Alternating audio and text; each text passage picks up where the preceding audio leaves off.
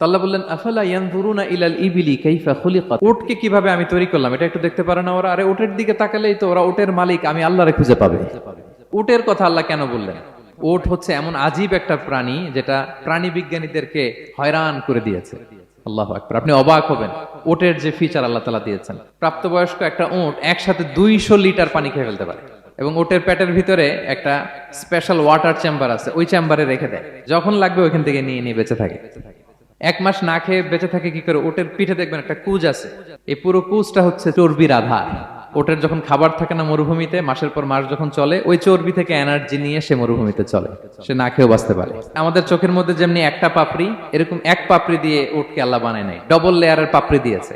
কারণ মরুভূমির মধ্যে চলতে পথে লু হাওয়া থাকবে, মরুভূমির সাইমুম, বালুর ঝড়, এই ঝড় মোকাবেলার জন্য, লু হাওয়া মোকাবেলার জন্য ডবল লেয়ারের চোখের পর্দা। একটা পর্দা ফেলে রাখে আর একটা খুলে সে হাঁটতে থাকে, তার কিছুই হয় না। সুবহানাল্লাহ।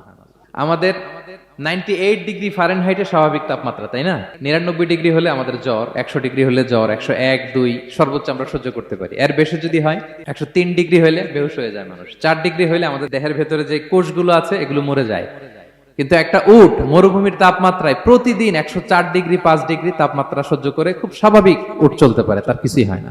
এবং মরুভূমির মধ্যে যে ক্যাকটাস আছে, গুলমলতা, বড় বড় কাঁটা জাতীয় গাছ, যেই কাঁটা পৃথিবীর কোনো প্রাণী খেতে পারবে না, কিন্তু একটা উট অনায়াসে খেয়ে ফেলতে পারে।